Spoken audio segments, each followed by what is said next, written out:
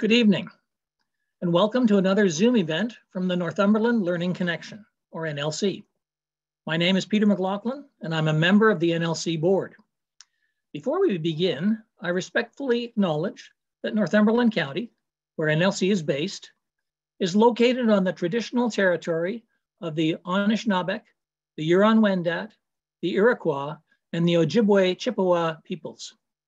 This territory has been inhabited and cared for from the beginning by Indigenous peoples and is covered by the Williams Treaties. I would also like to take a moment to remember and acknowledge the courage, sacrifice, and suffering of our Canadian servicemen and servicewomen, and all those who serve to defend our country and keep peace in the world.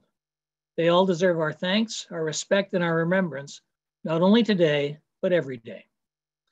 Now, if you've been following NLC since the start of the pandemic, you know that we have adapted our presentation format in order to continue to bring you great speakers on a wide variety of topics and ideas.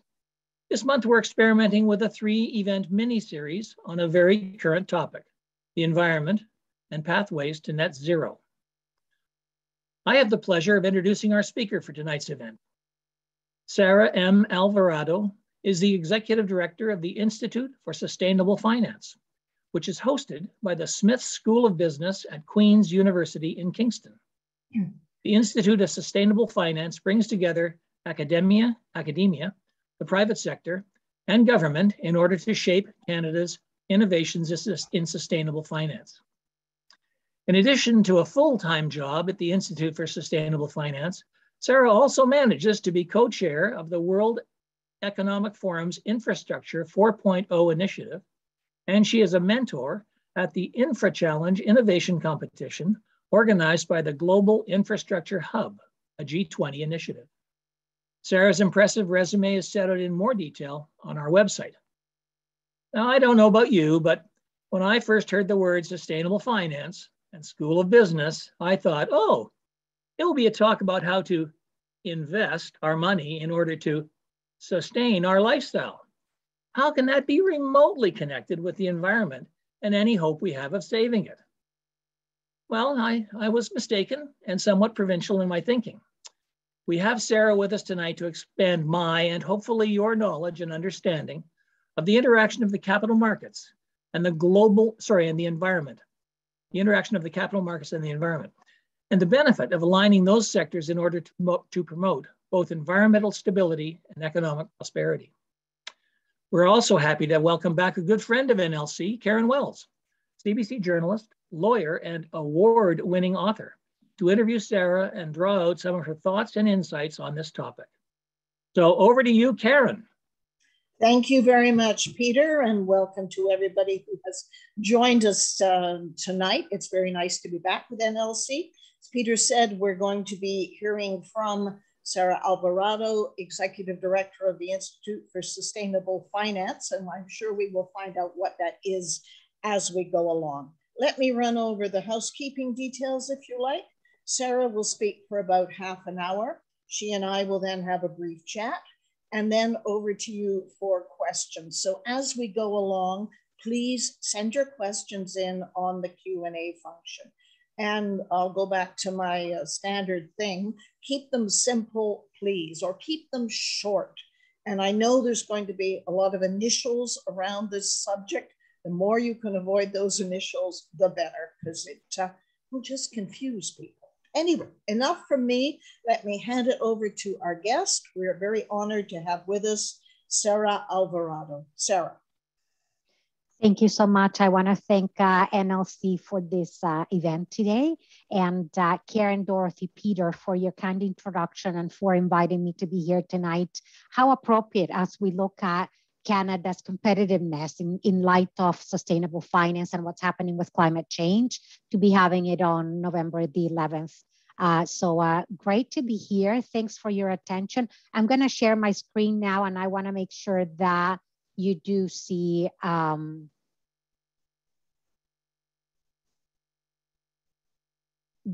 you do see the presentation coming up. So if somebody can give me the thumbs up, that'd be great. I would assume that you're looking at it. So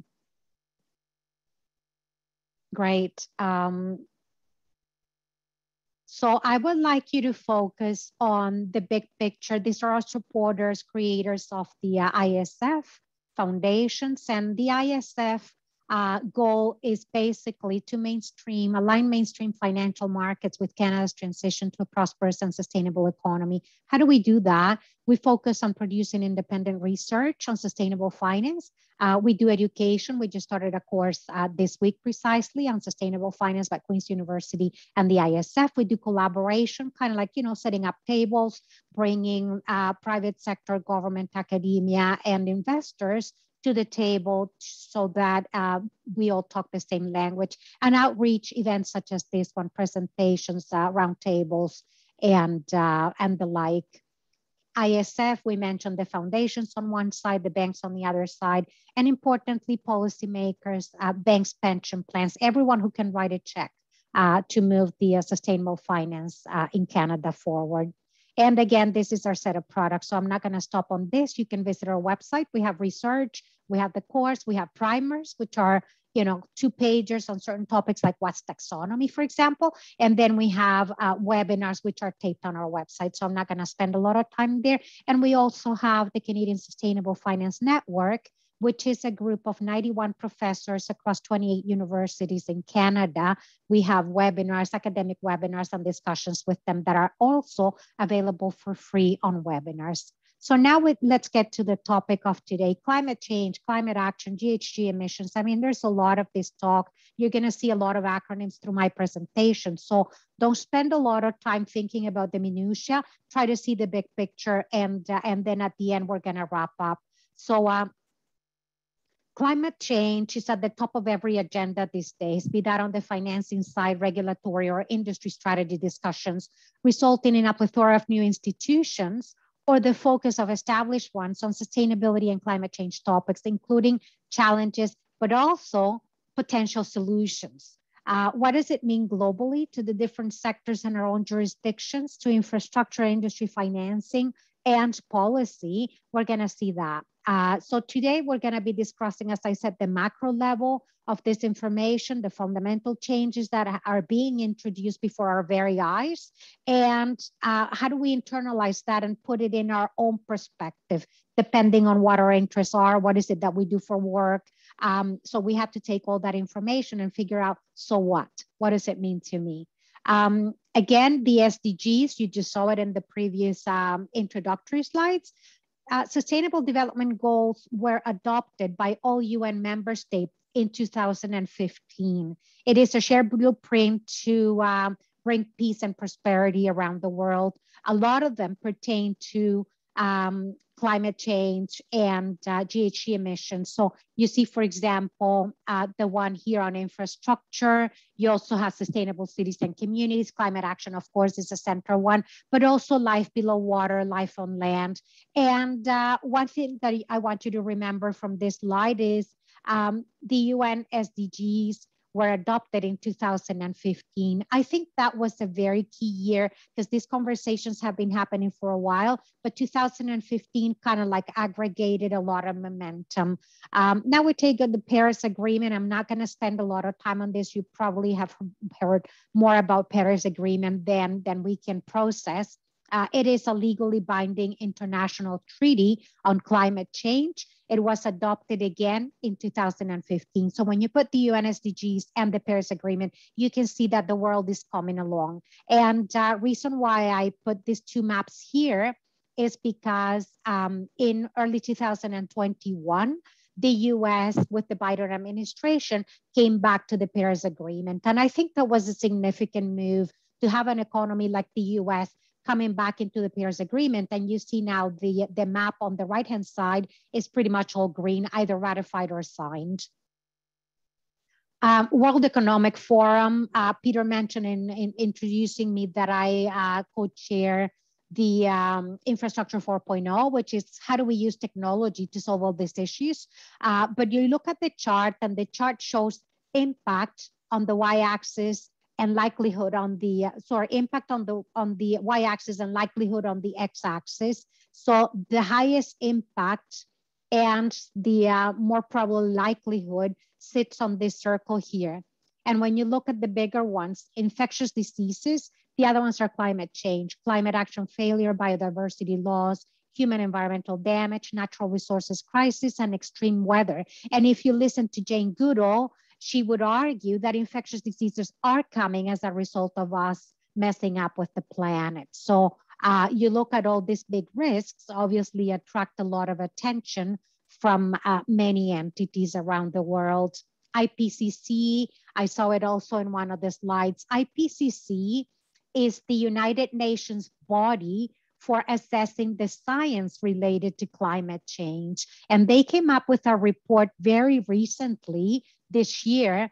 The headlines were report of the IPCC, Code Red for Humanity, the world is on fire. And you probably remember the news around that because we're reaching that point of no return. So it is very critical that we start looking seriously at what we're gonna do, how are you gonna tackle climate change.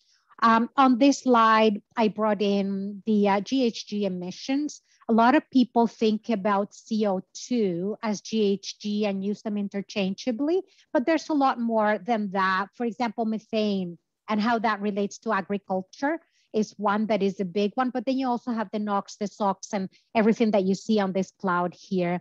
And then in terms of reporting, companies are focusing or disaggregating all these GHG emissions in what we call Scope 1, Scope 2, and Scope 3. Scope 1 is the GHG emitted from your business, basically from you running your business, whatever that may be. Scope 2 is related to the energy emissions because of the energy that you use to run your business. So if you use clean energy, hydro, or wind, your Scope 2 emissions are going to be very low. If you use energy generated by coal, your Scope 2 emissions are going to be high. And then Scope 3 is your indirect, is the emissions that are generated by your clients using the products that you produce. So it was a way of aggregating or disaggregating emissions across your direct use, the energy that you use to produce, and the indirect use by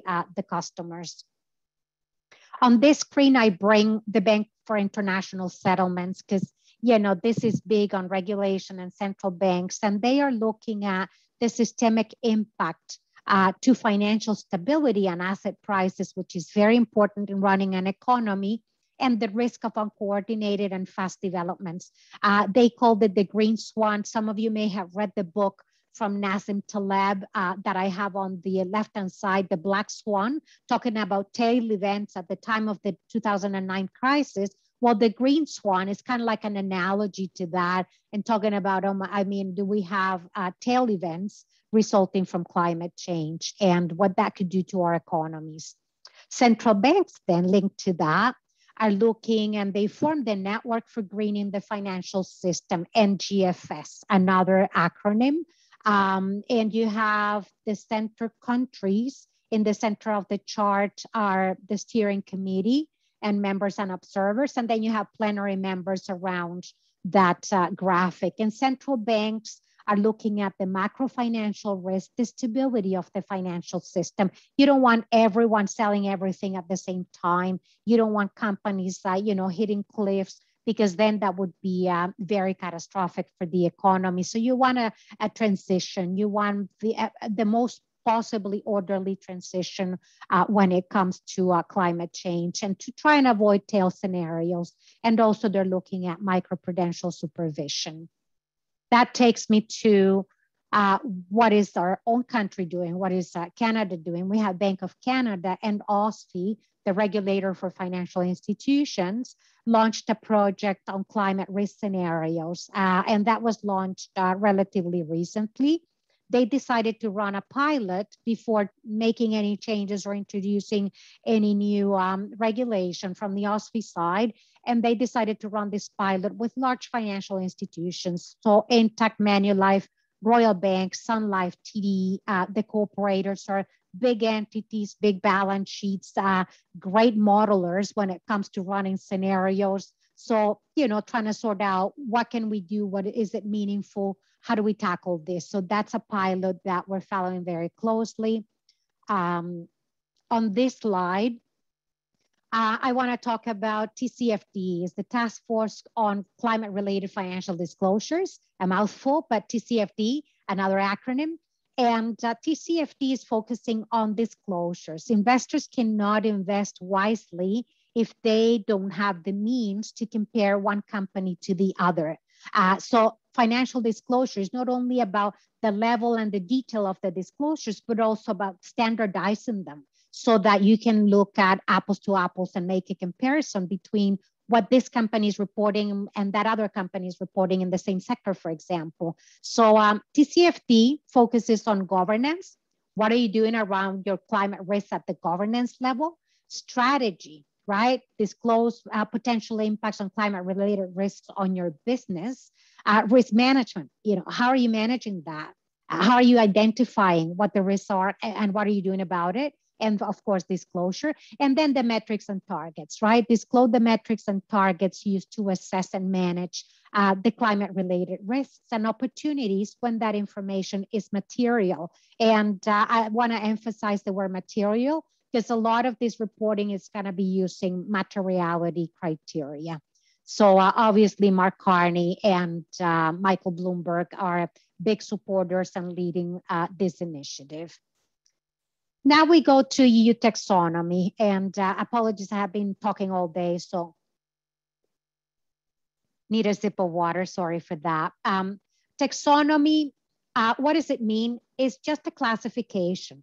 So when it comes to climate change, taxonomy means what are the activities? How do you classify the activities that meet certain criteria for investment? So for example, I brought the EU taxonomy because it has attracted a lot of attention. And the EU taxonomy has these 6 criteria: climate change mitigation, adaptation, protection of water and marine resources, circular economy, prevention and control, pollution prevention and control, and restoration of biodiversity and ecosystems. So if you have investments that tick any one of these boxes, it means that it may meet the EU taxonomy under that regulation. Now, it is important to note that in addition to meeting any one of the 6 criteria, the investment also should do no harm to any of the others. So you may be looking at something investing in adaptation, but if that means that you're impacting water resources in order to do that, then that perhaps may not meet the criteria. So this of doing no significant harm means that you're looking at the ones that you're looking at investing in, but also at the other 5. So that's important to note in the EU taxonomy. Let me go back to EU taxonomy. A lot of European investors have had some concerns with the oil sands, just simply because of the amount of water that is utilized in oil sand production that is not utilized in more traditional production. So that has unfortunately affected capital coming to Alberta because of potentially doing harm through the water utilization. So I thought that was important to mention, even though it is a EU regulation, but it is affecting capitals flowing to Canada. Regulation on sustainable finance disclosure. Regulation is SFDR, another acronym. And SFDR is a template for reporting how environmental, social, and governance ESG factors are managed by firms. Now that gives a client a simpler way to compare how asset managers are approaching sustainability issues. And it also talks about the firm level and the product level. So the corporation and the funds that own shares or bonds in that corporation. So it deals at the 2 levels. That takes me now to the next slide, because CFA Institute just disclosed, I would say a few days ago, their global ESG disclosure standards for investment products. Number 1, the CFA institutes are voluntary, they're not mandatory. And number 2, whereas the EU SFDR pertains at the firm level and also at the product level, the CFA Institute focuses on it globally, not only Europe, but around the world, and it focuses on investment products only. So the corporations will be reporting their sustainability footprint. They issue stock and bonds, real assets, infrastructure, and real estate. Would also issue paper. Investment managers would take those, create investment products. So the CFA 1 deals with investment products only, and it is a global standard. So I thought it was important to make that differentiation. IFRS recently run consultations about establishing the International Sustainability Standards Board. You probably heard about that in the media. Frankfurt and Montreal were selected as the key offices. The chair is going to sit in Frankfurt, but I think it's great for Canada to have had some involvement from having a Montreal office. And then down the road, they will be setting up some other satellite offices, but with smaller roles. So the standard board obviously will talk about standardizing reporting on sustainability. So it makes sense that IFRS, looking at the accounting side of things, would also be looking at the sustainability side of things, because it all comes together at the end of the day is risk return. So it makes sense that they set up that. In the interest of time, I just wanted to mention that ILN is running a program where the pension plans, mainly, the usual suspects, right? CDPQ, Allianz, OMERS, Ontario Teachers, OP Trust, are educating infrastructure investors, mainly in Africa and in South America, so they bring their standards up to best practices. So it is important for money crossing borders and investments in those areas that they come up with best practices. Insurance industry is a key one, because we have looked at physical risks, right? What's the risk of flood in my home?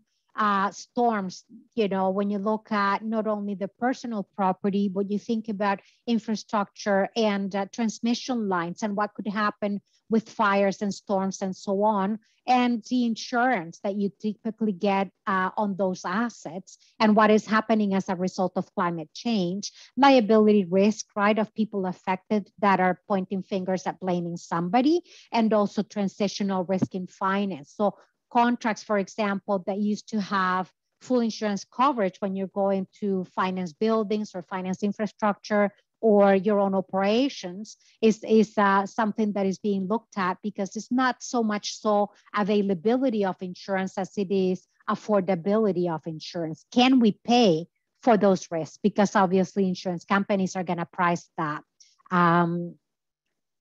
I'm going to move now to PRI, Principles of Responsible Investment, around $4 trillion, around 4,000 signatories.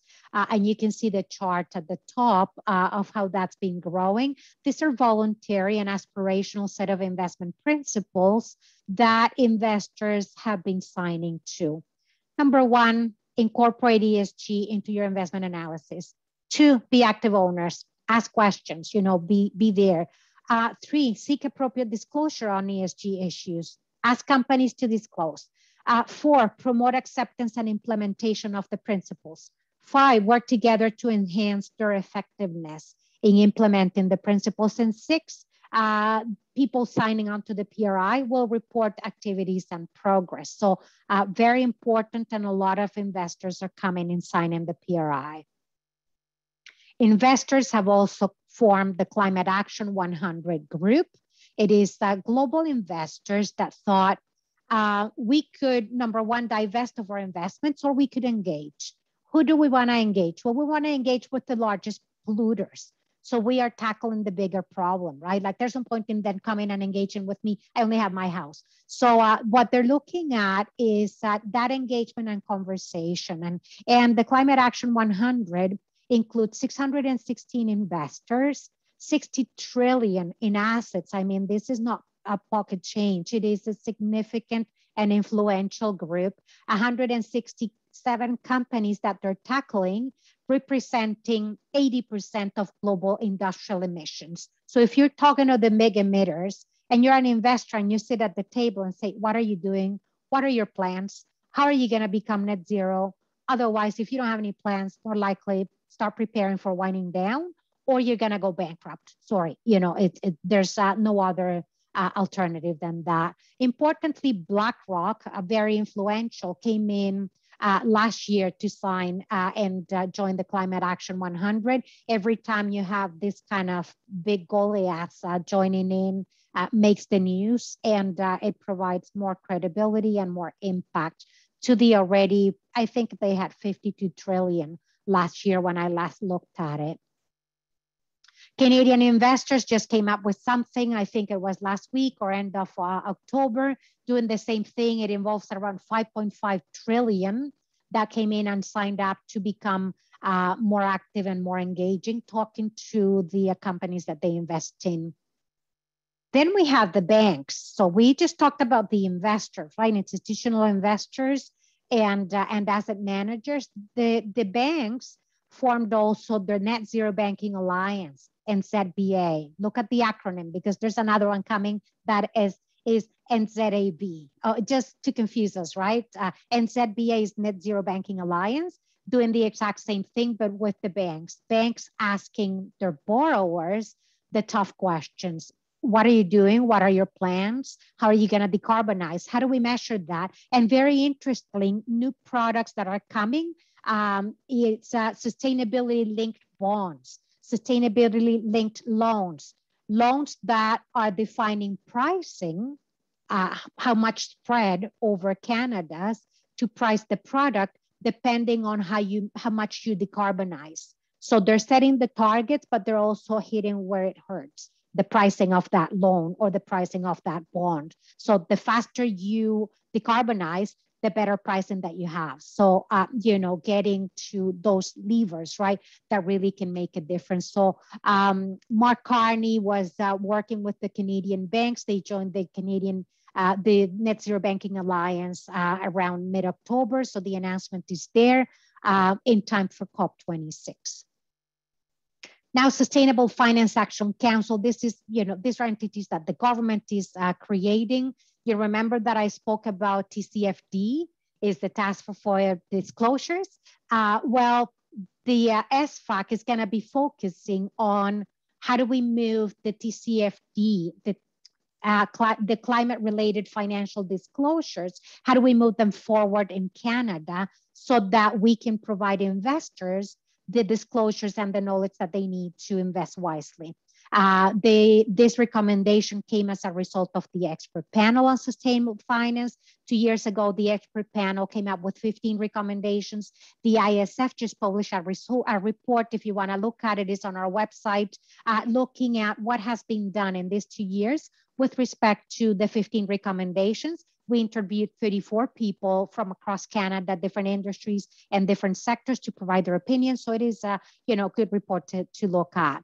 And the SFAC will be coordinated with the Net Zero Advisory Board, NZAB. You remember the acronym that I just mentioned? The Net Zero Banking Alliance is kind of like, BA. This one is NZAB, Net Zero Advisory Body. Nothing to do with each other than they're both looking at sustainability.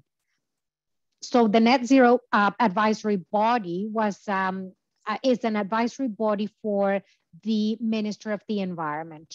You know that Canada committed to 45% reductions of GHG by 2030.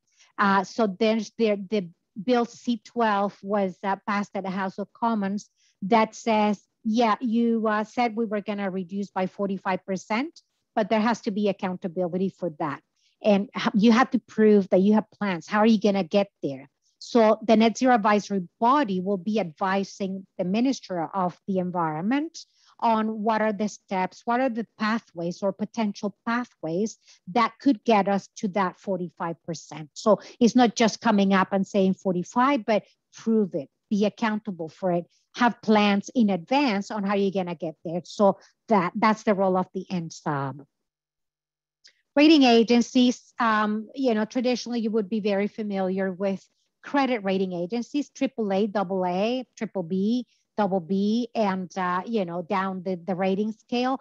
In the past, rating agencies like Moody's, S&P, DBRS, Fitch have been rating, but they have usually been very close to each other in terms of the rating. So if they're rating a senior paper from Suncor, Royal Bank of Canada, or Rogers Cable, typically they would come within a notch and definitely within a band.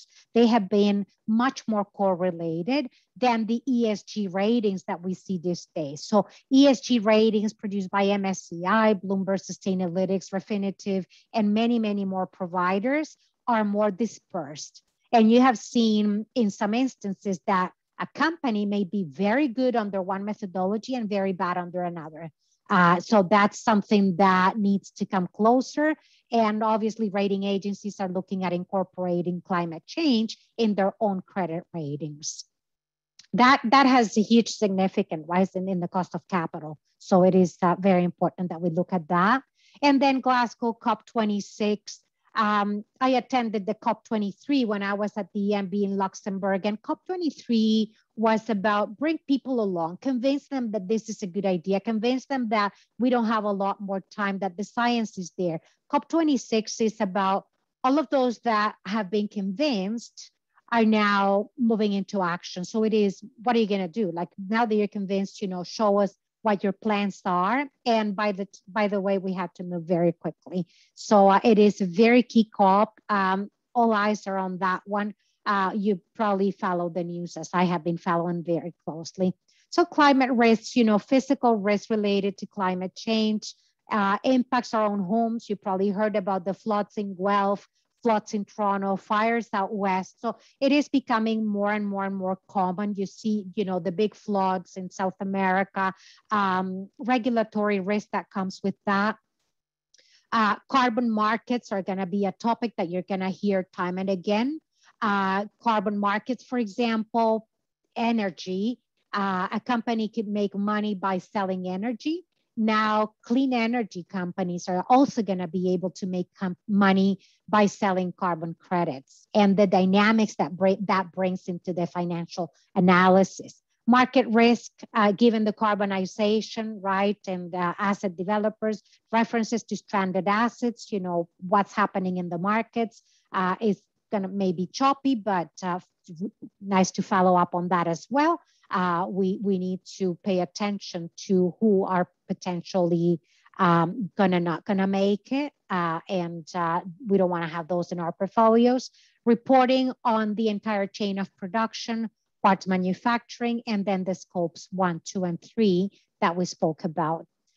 So almost getting to the end. In summary, I'm not going to repeat all this, but now you can see the alphabet soup. So if you feel lost at times because there's a whack of information coming to you, you're not alone. We're all in the same boat. I mean, I do this 100% for living, maybe 200%, because I invest even my vacation and my weekend time looking at these things. It is confusing, but more and more we see all these parties coming together, talking to each other. Part of our role is to bring, government, academia, private sector, industry to discussing these issues. The more we look at these acronyms, the more we're going to be familiar with what's going on, the relevance as to what we're doing, and how they impact our investments and our knowledge, right? Also, how they impact my own insurance on my home, right?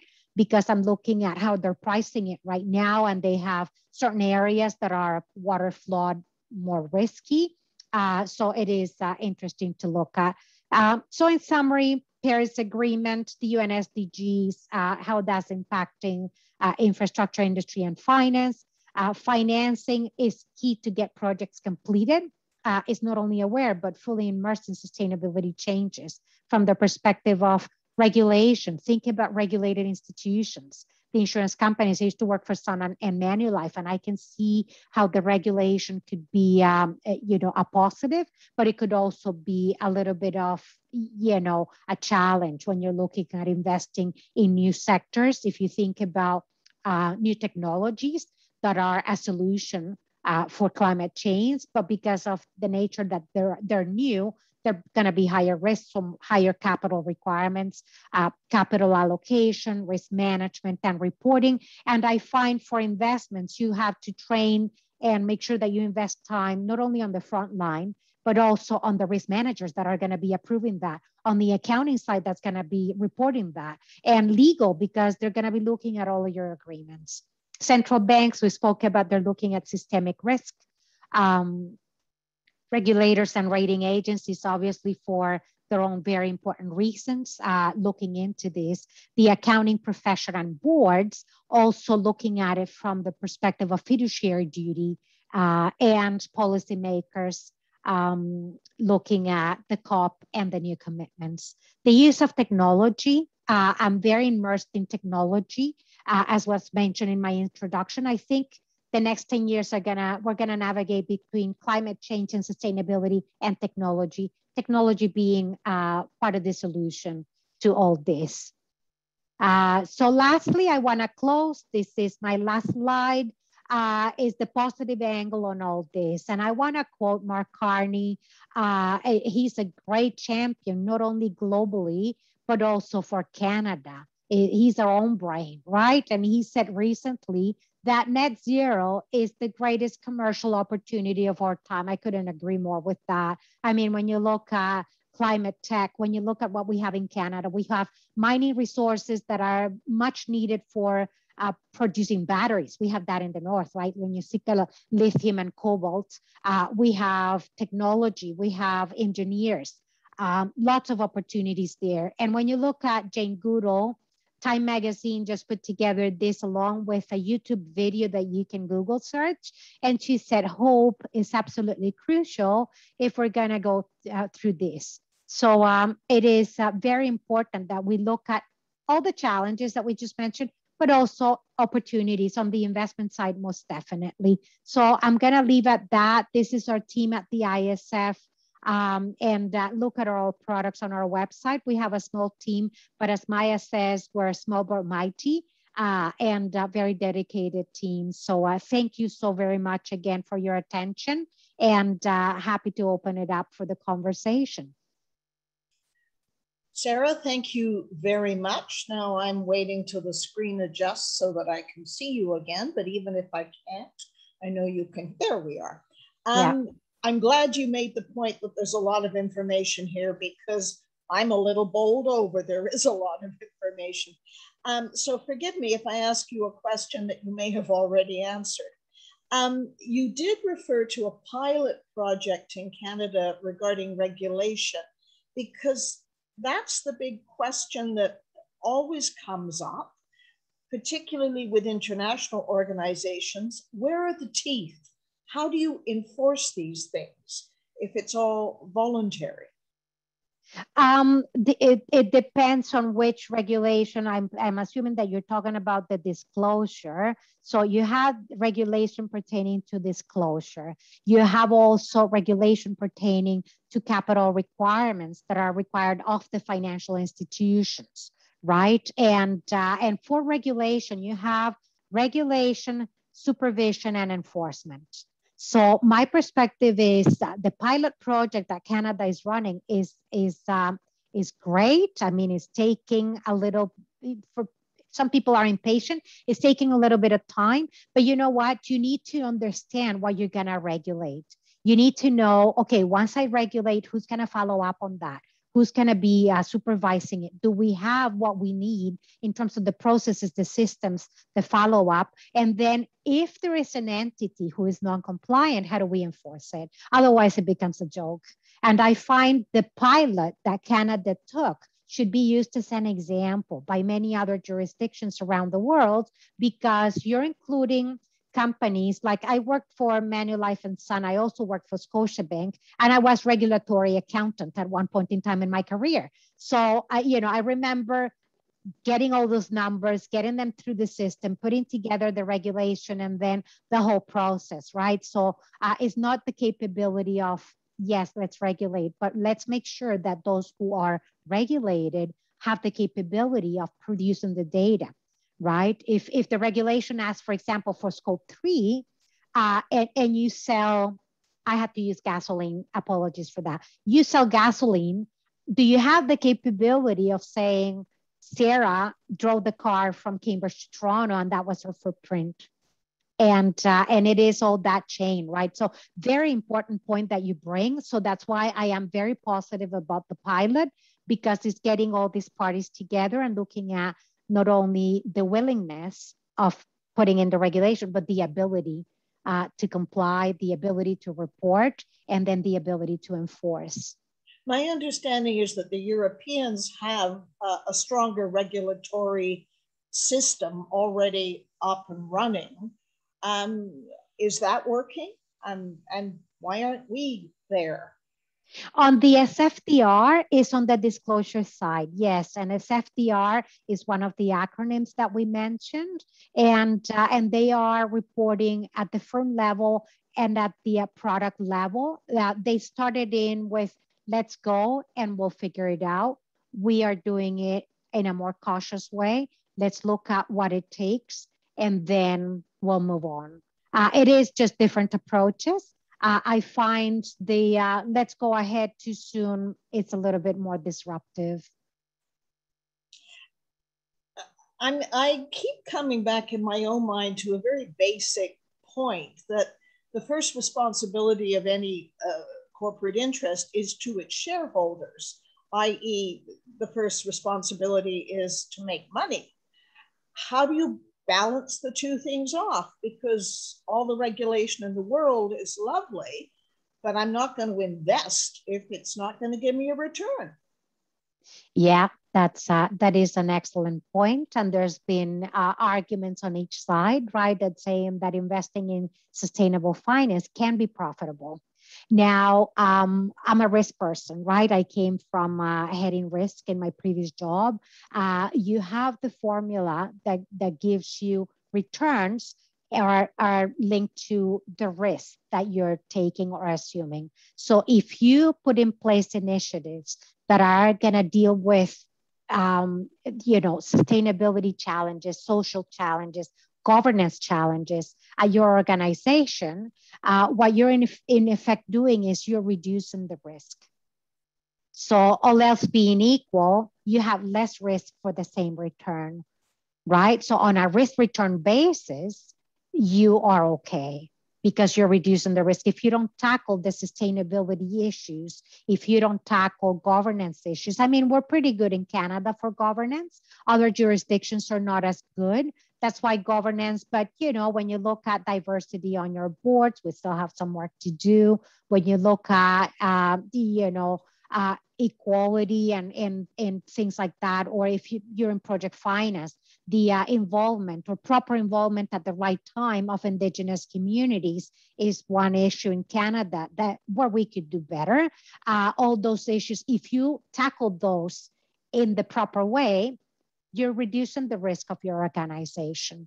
And see about, for example, if I use the example of the Indigenous communities, if you involve them at the right time, if you engage them and have those conversations about a project, your project will go smooth. If you don't and do the exact opposite, we have seen examples where projects are delayed and delays are costs, right? It costs you money to delay these things. And so at the end of the day, I agree with you that this is not charity. When you invest, if a life insurance company is investing at the institutional level, it's because they want to have that investment to pay for your life insurance, for my life insurance, for my husband's. We want that money to be sacred. If you're investing pension plans, Casa de Depot, Ontario Teachers, UPP, and so on, I don't want my pension to be messed up with, right? So you want those investments to be solid. So they have to be very careful with that. It's not charity that what they're providing. It's not philanthropy. It is an investment, and they have to be very, very cautious that the returns are there for the risk that they're taking so they can balance the portfolio. Let me ask you one more question before we move to our audience questions about greenwashing. That I know most of Canada's, perhaps they all now, our big banks are part of your venture in this regard. Yet there was a CNBC report recently that said the TD and the Royal, for instance, are in the top 10 of 60 banks internationally that are investing in fossil fuels. With that report and what you're saying, the two don't match. It erodes credibility. What I have seen, and I cannot talk to the portfolio specifically of the banks because I don't have the numbers, so I don't want to misguide you, but overall in the industry, what I have seen is either entities go on dispose or entities go on engage. And what happens is when you have the banks and the institutions in Canada are largely investing in the Canadian economy. And we have to be mindful that we have a resource-based economy. So it is the nature of what Canada is and the composition of our sectors. So that's one point that we need to clarify. One thing that I have seen, I actually was interviewed by one of the newspapers on sustainability-linked bonds. So it is, or notes or bank loans. And what those sustainability-linked loans are doing is, okay, this is the loan. It'll be subject to decarbonization metrics. So before you measure that, you have to have plans and you have to have the discussions. And those are incorporated in legal agreements. I don't have the details of those legal agreements, but if you're matching pricing of your loan to how you decarbonize and a timeline for that, then the conversations are happening because the banks have to respond to their shareholders, as you well pointed out, to their bondholders. Their own boards are responsible. So I think people are looking at it, but in the context of the Canadian economy. And this is very different than the European economy, where they're trying to move away from fossil fuel because that creates a dependence on Russia and the Eastern countries. We don't have that issue. So when you look at, not only the geopolitical circumstances, but also our own economy, right? Our banks have traditionally financed our own economy. And now they have these portfolios that they're looking at decarbonizing, right? So that is a very challenging subject around every investor, not only the banks, but also the pension plans, and everyone's looking at their portfolios and having these conversations. I'm glad you mentioned geopolitical because we have one question from our audience. Do you believe meaningful change is possible without the full buy-in from China? China is a very significant player. They are a very significant manufacturer. They are a significant consumer, and they are a very significant polluter. So because of the size of that economy, I don't believe it's fair that the world would go ahead and go into these sacrifices. It's like going on a diet. It's horrible. I've gone through those. You know what? You want to lose 10 pounds and, the first 2 are easy. The next 8 are devastating. And if you think about the family savings, let me use another analogy. Yeah, you need to cut your budget, right? And you need to save on your family for whatever reason, right? Sending kids to university, or you want to buy a larger home, or whatever the case may be. Is it fair that all the cuts impact the kids, or is it fair that everyone contributes? Right. And I think it is fair that everyone contributes. It's not only fair, but it is necessary. Right. When you look at the amount of emissions, actually, you had the one slide, right? I believe that everyone should be doing their own share. Somebody did ask, how does, speaking of doing your own share, your own part, as an investor, where can I get solid information on ESGs? Is there an impartial source where I can get this information? If you're looking at, the starting point is, if you're looking at a company, look at what they're doing. If you're looking at one single company, if you're looking at mutual funds or ESG funds, then I would suggest that you look at your advisor and see how engaged is the advisor. Is he knowledgeable? Is he learning? Because greenwashing, absolutely, there's a lot of it out there. There's a lot that is information that may not be greenwashing intentionally, but companies are reporting based on whatever they can report because it is not standardized.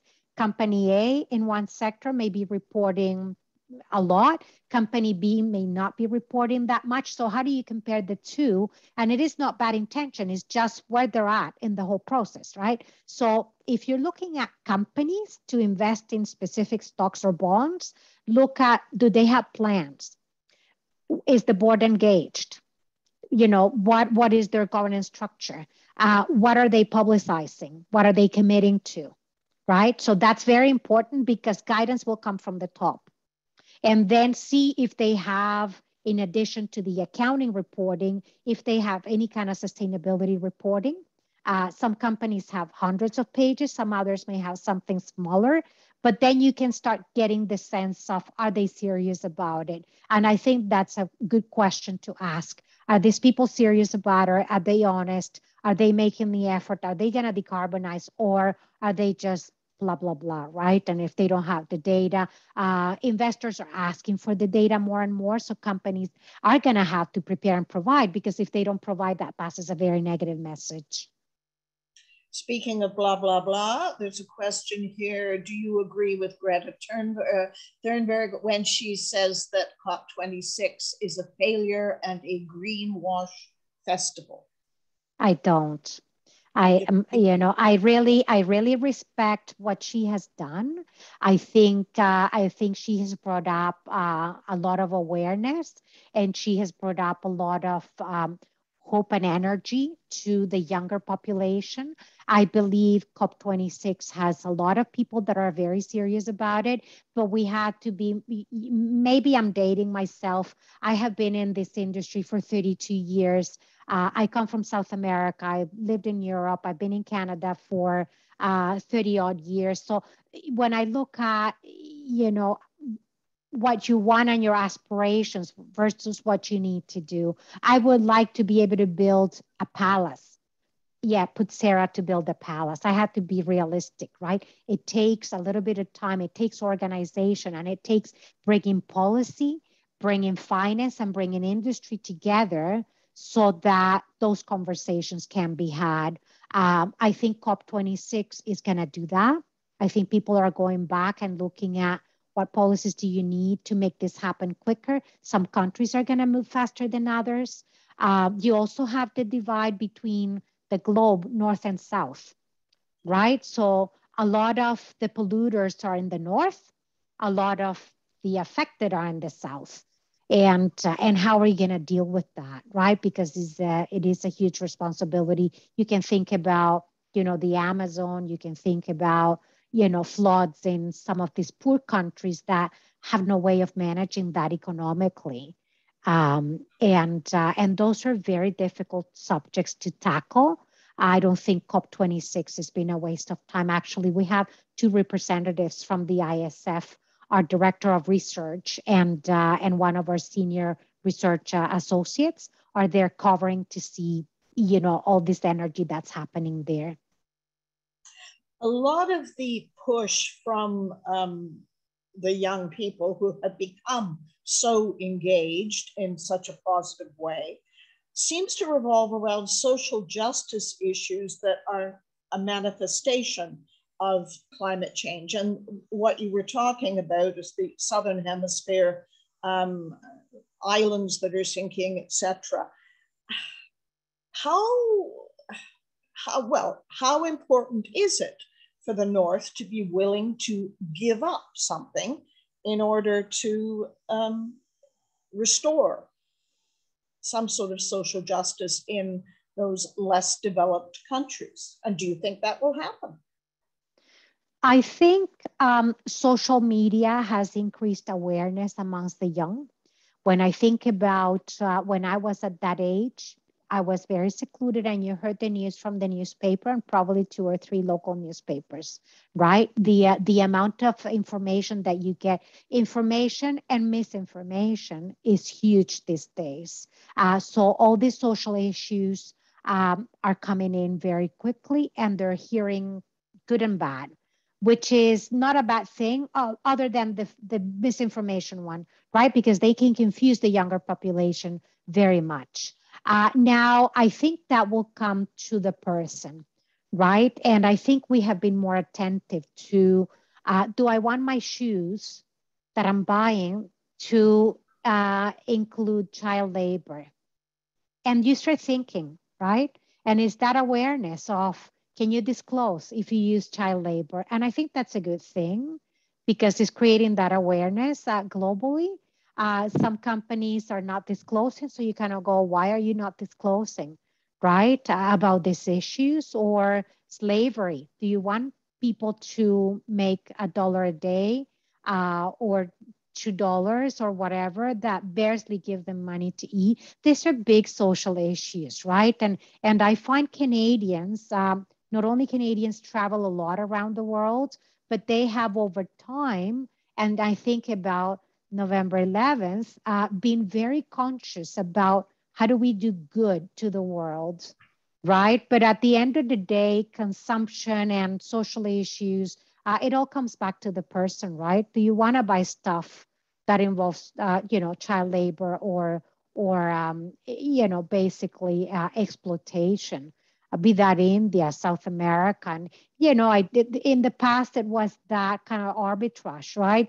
We went through losing a lot of manufacturing in Quebec because it went to China and Mexico. Why did it go to China and Mexico? Because of the lower costs. And now I think all that is reversing in a way. But the fact that people are conscious around that is a good thing, right? We're conscious about it. What can we do? I think that's at a personal level. Thank you for that. I want to end with one more question. You had mentioned, and I really didn't expect this, you had mentioned methane gas. I'm afraid we're into the world of farting cows here.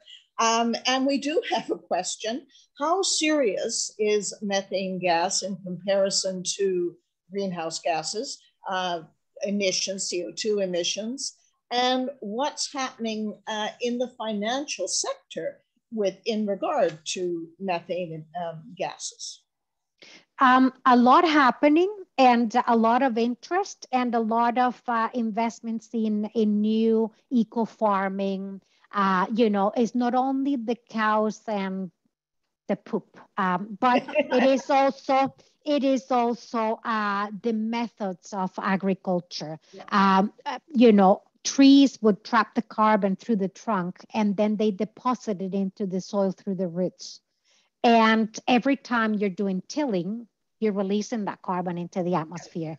So you see the plant a tree campaigns, and you see the eat less meat campaigns, and you see all that. And there's, a lot of people who have gone vegetarian for that reason, for conviction, right? And what does that do to the market?